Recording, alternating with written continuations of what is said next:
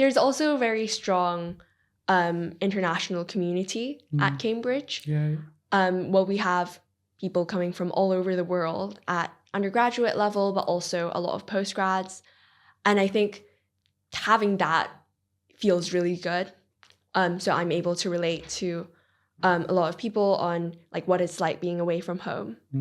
And at Trinity Hall, they do connect you with older students who've studied abroad for a while. And I think that was really helpful for me, especially when I was in Hong Kong. So thinking about what to pack, what I have to bring, what I have to prepare for.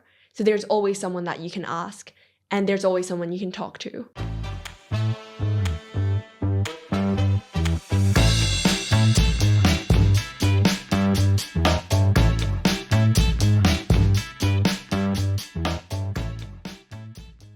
Hello everyone, welcome to Cambridge from the Inside. We're here with a new guest today. Would you like to introduce yourself? Hi, I'm Charlie. I'm a third-year law student at Trinity Hall. Nice. And we're here to talk about overseas applications, life as an international student at Trinity Hall, what it's like studying law at Cambridge. And so I guess I gave it away, but can you share with us what you're studying at Cambridge?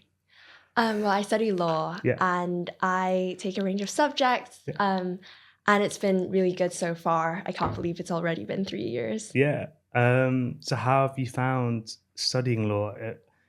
I guess there's a myth, well, I don't know if it's a myth, but it sounds like quite a fairly work-heavy subject.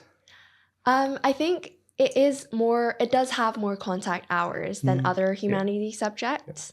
But I do like the support, actually. So just being able to hear from my professors in the morning, and the supervision system is also great because I get to really understand the material that I'm being taught and discuss it. Nice. And like for anyone who doesn't know like about law or Cambridge, like how are Cambridge students taught? Like what like is a typical day for you?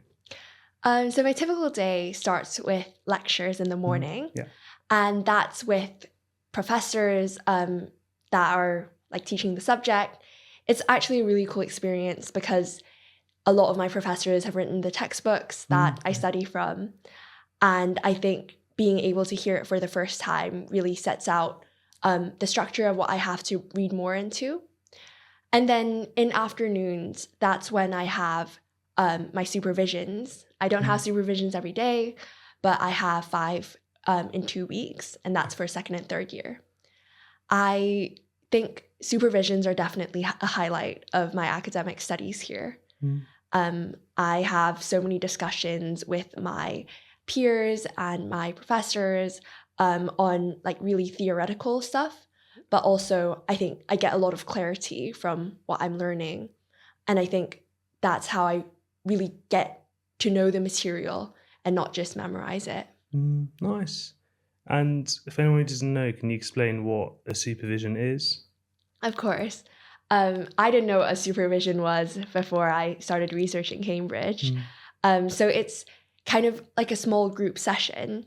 So you have 2 to 4 students and either a PhD student or a professor who asks you questions. And it's not as structured as a lecture in that there's material to get through, but it's very directed by the students there. So if we wanted to learn more about a particular aspect of the subject, we're able to ask more questions about it. And sometimes it's kind of where the discussion takes us, which I think really makes me more interested in the subjects that I can study. Nice. And with the supervisions, are you handing in work before, or is the work that you hand in related to the supervisions, etc.? I think it depends on the supervisor. Okay. So sometimes we have supervisors that want us to hand work in before, and that kind of sets the tone of like, oh, everyone has done some work on it, and then like things that we all make mistakes in. But other times, I think increasingly this year, our work is set afterwards. So we go in with loads of questions, loads of different perspectives, and we're able to iron things out in the supervision. And then that allows us to write much better essays, much better problem questions. Nice.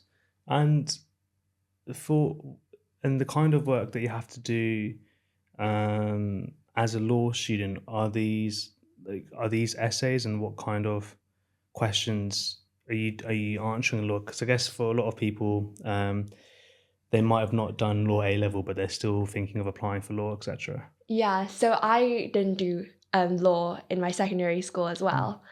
And I think the variety of questions you get asked is part of the reason why I chose the subject.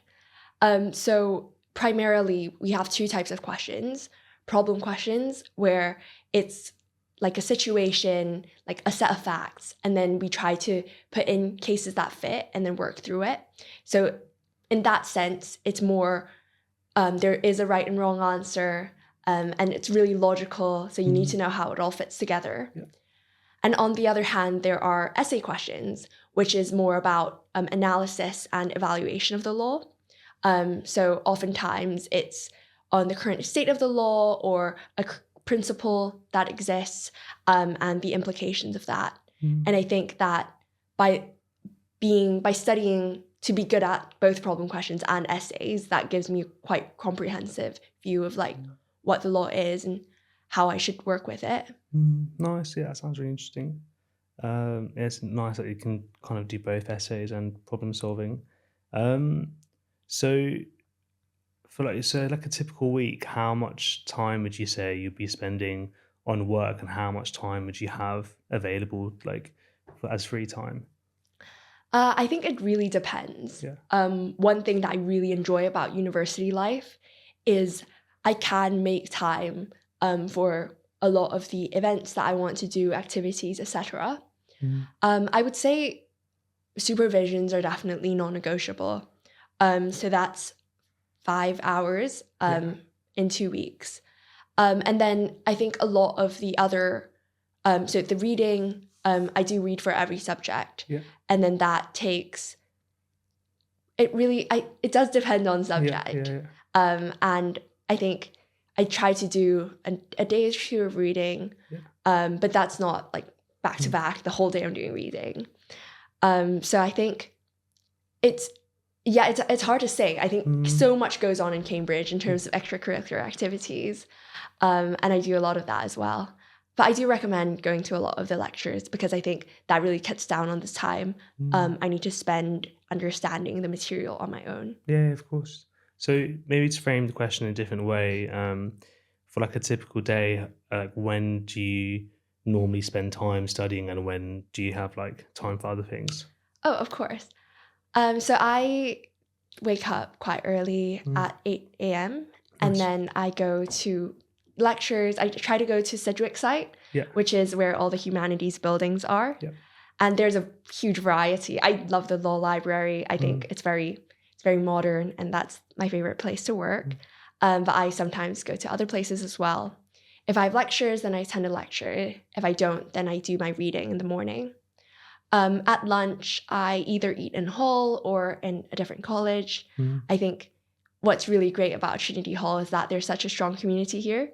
So I can come back and see all my friends in lunch time. Afternoons... and the food's really good. Yeah, the food is amazing. Yeah. I mean, I'm always there. You must have seen me. And then afternoons is kind of a mix. Extracurriculars sometimes, and then supervisions and reading. I think evenings tend to be my free time. Yeah. And that's when a lot of societies run. And I think a lot of the society work that I do is quite like sending emails, like organizing events. And then that's quite flexible in timing. So I do that in the evening as well. Nice. Yeah, that sounds like a very like sustainable and like healthy way, like lifestyle of like work-life balance. That sounds really good. So what kind of extracurriculars do you do outside of studying? Yeah, of course. So I do Law Society. I am a pro bono coordinator. So we do a lot of pro bono events. So we invite students who are interested in different fields, like family law or working on the death penalty, and we put them on a lot of casework. right now we also plan like talks and podcasts with people who do pro bono. And then so are these real cases? Yeah, case? Okay. Real cases. Sorry. And then I really like speaking, so I did debate, Model UN. I think it's like I said before, it's really what you have time for, and I think it's a good opportunity to kind of take some time off work as well. And I think look, a huge part of my extracurricular activities here is like service. I really like doing like organizing volunteering events, and I do a lot of that as well. And then in terms of sports, I think there's a lot of college sports that you can try, uni sports, and I think it's important to stay active. Nice. And how have you found like keeping up with your extracurriculars and the studying and like managing a balance between the two? I think one misconception that I might have had coming here is that all I'm going to be doing is studying. But I think it really helps knowing that the vast majority of my friends here are also spending and investing a lot of time doing things that they're passionate about, like their extracurricular activities. So like people have huge commitments doing sports, doing music, doing arts. And I think it actually complements your work life because it makes you much more productive. So I think because when I'm busy, I get much better at structuring my time and being effective in the way that I study and that I write essays. And I think overall that really pushes me to improve my skills. Yeah, nice. So, because I guess it might seem counterintuitive, but actually having a whole day where you don't have anything scheduled might be harder to study compared to a day where you have like a 4-hour slot to do your work.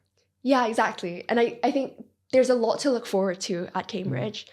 And I think that really, like when I have a few hours to finish something, I really enjoy having that like short time frame. I think I'm able to get a lot done and I'm so proud of myself for doing it. And one thing that we haven't actually talked about in the podcast, but and viewers won't know about is how short Cambridge terms are. Can you explain to anyone, for everyone, like how long a Cambridge term is and how many terms there are in a year and what it feels like from beginning to end of a term? Yes, so there are 3 terms at Cambridge and they're 8 weeks each, which is so short because I did the maths and I think most of the year is spent not studying. Well, not at Cambridge. Yes, that's true. Not at Cambridge, maybe still studying. Yeah. And I think it's definitely kind of like these 8 weeks, you pack so much in. After every term, I look back and I think about all the places I've been to, all the events I've attended, and it's a lot. But I also really enjoy that push. In that 8 weeks, you're able to learn so much, and then you have a nice break in between to relax, spend time with family, and also catch up on the work that you need some extra time with. And so it's definitely unique to Cambridge. And I think you do get used to it. So would you describe, I don't want to put words in your mouth, but would you describe terms of as fast paced potentially? Definitely. I think that is the word I'm looking for. So it is a fast-paced term. Well, there are moments that, I'd like to take it slow, I like to go for a walk. It's gorgeous campus. And so, but yes, definitely like the workload and also the many things that are going on. It's a nice city. So have you ever come to a point where it's the last week of term and you just don't know how it's gone by so quickly? Absolutely. I think I always joke with my friends, there's something that switches between week 5 and week 8 where I just get teleported there. Yeah, nice. And for anyone who doesn't know, can you explain a bit about when the weeks start and when the weeks end? Because that's a bit unique to Cambridge as well. Yes, I think I was explaining this to my family in first year and they were all so confused about it. But at Cambridge, our weeks start on Thursdays. So that would be when lectures begin. So 8 weeks after that would be when lectures end. I think there's more scope for supervisions to start before or after that period, but pretty much everything is concentrated within these 8 weeks that start and end on Thursday. Nice. So does that affect also when your work is handed in? Like, our deadlines tend to be on Wednesdays, or does it not necessarily follow the week structure? I think the week structure might have had a bigger impact years and years ago. Okay, yeah. I think right now, a lot of the supervisors that I have, they, it depends on the structure in which they want to conduct it. Yeah. So it would be like close to the supervision if they just want us to have a general sense of what's going on, or they might give us some more time afterwards if it's to really show what we have learned so far. So I do think that it's based off of my supervisor's schedules, but I do have a lot of flexibility in this regard as well. Yeah. And I think sometimes it's some of my supervisors, they're professionals as well. So I do have a supervisor who's also a barrister. And so that's according to his work schedule. And I think getting this range of people to teach me, I think I get to learn in so many different ways, and I get a lot from it. Nice. So one thing you were saying before about how most of the time you're spent not in Cambridge. So how long are the vacation times in between terms? Well, summer is long. Yeah. And for Christmas and Easter, it's about 5 weeks. Yeah. Correct me if I'm wrong. Yeah. But I think it's definitely a break. So after these 5 weeks, I'm quite ready to get back into the rhythm again. As an international student, I do spend quite a few breaks in Cambridge. I do think that's really great that Trinity Hall lets us stay over Easter and Christmas. Yeah. I typically stay over Easter, and that's what I've done for the past 2 years, and I will for my third Easter as well. It's really interesting. So it's Cambridge, so everything physically looks like Cambridge, but the pace is completely different. Most of the students are gone, and I just get to really enjoy the place and the buildings. I think it's good because I can use the facilities at the university just throughout the year as well. Yeah, I mean, I imagine staying over the Easter vacation means that you're like close to the libraries, etc., to prepare for any exams. So it can be quite helpful in that. Absolutely. Yeah, nice. And you're talking about being an international student, and one thing that we're wanting to do on the podcast is do more podcasts on providing advice for international students, because they might not know much about Cambridge or and the application process. I was wondering, how did you find the application process? I think that the application process for me was probably quite different from a lot of home students, because not everyone from my school applied to universities in the UK, and that's definitely not true of my own family as well. So I've never visited the Cambridge colleges before I applied, and I think that's quite common amongst a lot of international students. Like, you don't get to really look around each college and figure out what's like what you like, what you don't like. But I think there is so much information online. I was halfway across the world and learning so much about the college system, the course structure, etc. And I think that just being able to access these materials would really help you understand what Cambridge is like, what a college is like, and whether that's a good fit for you. So whereabouts were you? Like in your school, were there many people applying to Cambridge or universities abroad?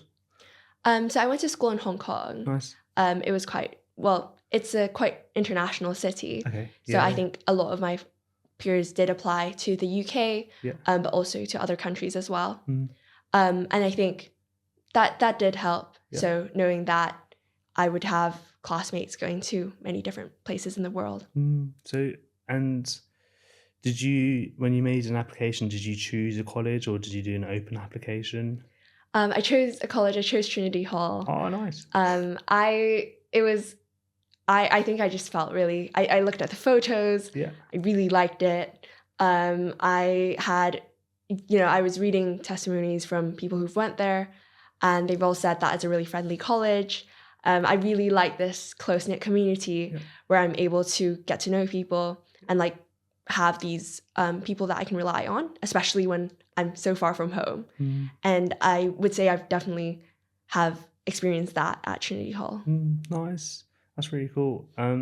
So when you're doing things like the personal statement and then eventually the interviews, how much of that did you know, like what it was going to be like and how you should like either write your personal statement or what the interview was going to be like, or did you kind of just go through those things as they came? I did have a lot of support from my school and a lot of like my family members. They didn't study abroad, but I think they were very supportive in the process of helping me figure out what I'm interested in, what I should study, etc. And I think once I really decided on studying law, I was able to kind of put together all my experiences and writing my personal statement.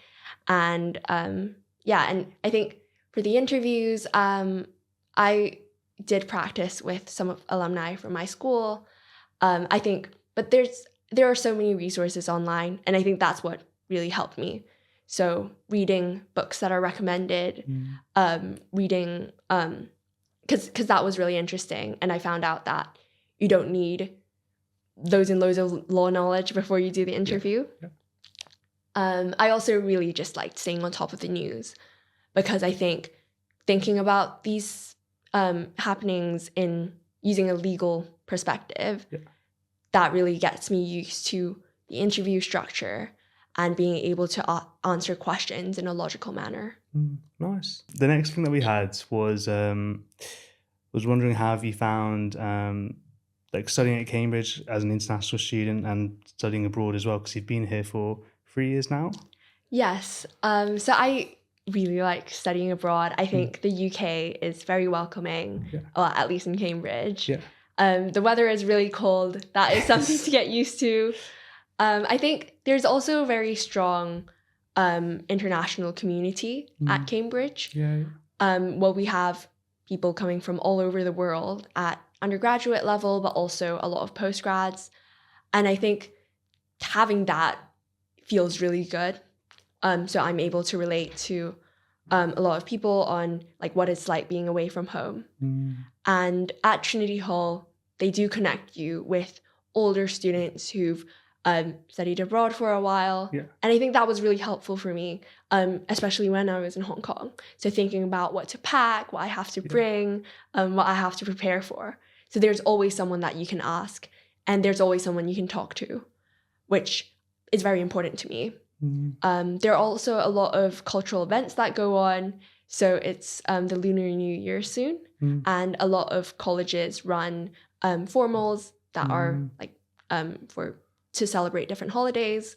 And at Trinity Hall, there's the international officer also runs dinners that allow international students to connect. And I think that's a really good way to get to know people, because you have so much in common. So you're like both being in Cambridge and also like being away from home.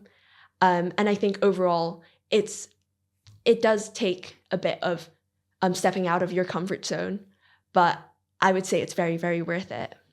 Yeah. So I imagine there's loads of things. I mean, was Cambridge the first time you've studied abroad? Yes. So I've been in Hong Kong my entire life. Wow. Well, I moved around a bit, but like in Asia. And I think it's being in a completely different time zone as my parents.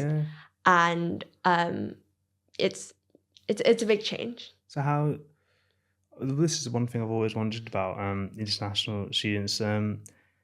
How do you, like, how much stuff do you bring with you, like, for your room? Because most people who are home students, they have a car and they're bringing loads of things. Like, how did you manage that? Well, I might not be the best person to ask, because I do overpack a lot. I came with my mum, and we took some suitcases from home. Nice. And she was able to carry some as well. Mm. So in first year, I just brought everything I had pretty much. I was a bit anxious about not having what I need. Mm. But I do think now in third year, when I go back home and I come back, I bring very little thing. Like I maybe have a backpack with me. Yeah. And I think that shows, like, firstly in Cambridge, you can get anything you need. Things like everyday appliances, and like things like Asian food. It's pretty easy to get. So I think like nowadays it's quite manageable taking things back and forth. Nice. So would you say like Asian foods and international foods, there are like shops in Cambridge that you can get that? Oh, absolutely. I really enjoy. They serve Asian food at Trinity Hall occasionally. Yeah. And what do you think of that? Like, is it good? I really like it. I mean, it's definitely different from the food back home. Okay, yeah. But the food at Trinity, like I've brought people from different colleges here, and they've all said really good things about our food.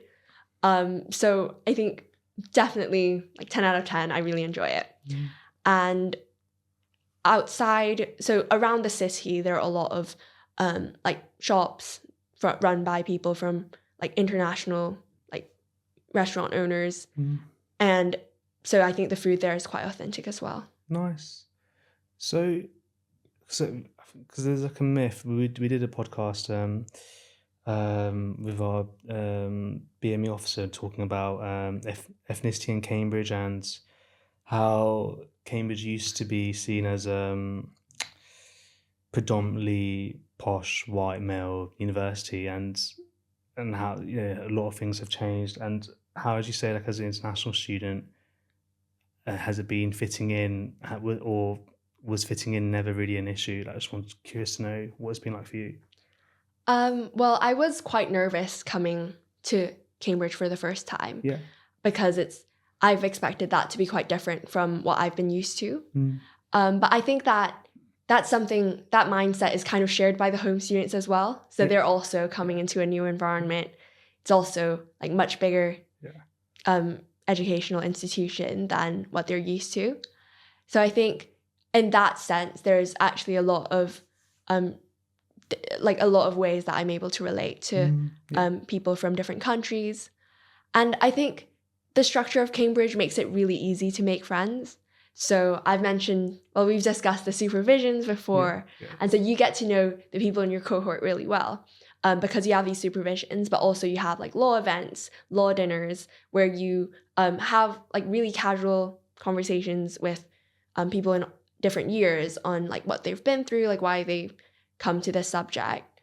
And with the extent of commitment you have to your extracurriculars, you would also be spending a lot of time doing other activities. So I think in that you also get to meet a lot of people around the world. And I think for me, choosing Trinity Hall was like huge for me because in first year we're all in Central Site, so we're all in the very historic buildings that we have around here. And so you do get to see people every day going to dinner, going to lunch. And I think that's where I would meet people that I might not have otherwise come across because they're not in my subject, or we might not share a lot of interests. But I think that's really good.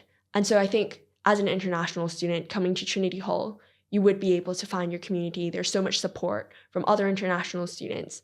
And I think just the social aspect of it, it's really grounded in connecting with people that are different from you. That's really nice. And another thing I think I was wondering if you could shed some light on is student societies. And I was wondering, is there a Hong Kong society? Yes. So there's a Cambridge University Chinese Society, and that's for students from Hong Kong. And I think it's really great that you have that network. It's the same for other nationalities as well. You also have a society that you're able to connect with. So I think they run a lot of events. So they run formals, they run dinners, and I think it's really good for me, especially because I have a lot of mentors that are also from Hong Kong, also studying in Cambridge. And then that really gives me a lot of insight into what I need to prepare for, what I should go into. So I think that's a real highlight of being at Cambridge. Nice. Yeah, it's true, and it's really cool how there's a variety of ways of students finding people from similar backgrounds. But I think it's also really important what you mentioned, how everyone, when they start at university, feels like that they're worried about fitting in for a variety of reasons, and they all share that same shame, worry, and anxiety. And and I think a lot of people bond from that and make friendships. So lastly, for any potential applicants who are watching this who are thinking of studying abroad, but they're quite hesitant, they're anxious, they're worried about studying abroad, what advice would you have for them? I would say they should definitely take that step. Yeah. I've learned so much over the past almost 3 years, and I think I wouldn't have been able to do that if I had stayed in Hong Kong. I think it's a brilliant opportunity. You would be able to see so much that you haven't experienced. I do think that the support is really good. So even if you're doing an interview online, that doesn't put you at a disadvantage. The professors at law, at least, are still very motivated to get you through and to make sure that you have a good experience at Cambridge. So I think that's huge. And if you're hesitant, I do say give it a try. There's so much material online that you're able to look into. And if the structure of work and the structure of being at Cambridge resonates with you, I'd say it's a brilliant opportunity and you should go for it. Nice. Yeah, I think it's really good advice. And for anyone who's watching and they're interested in, or they're worried about the differences between in-person and online interviews, we did a podcast on that. And long story short, the interviews are the same. Just one is in person, the other one's online, and we talk about that in depth in the podcast. I can put a caption in that. I can put the video in our caption, and in general, the podcasts are a really good resource to know more about application advice and what life's like at Cambridge if you aren't able to come to an open day. So definitely do check that out. Well, thank you, Charlie, for a really interesting podcast. We're hoping to do more podcasts on what life's like at Cambridge. If you're watching and you want a specific podcast, please put that in the comments, and we'll see you guys next time. Nice. Thank you. Thank you.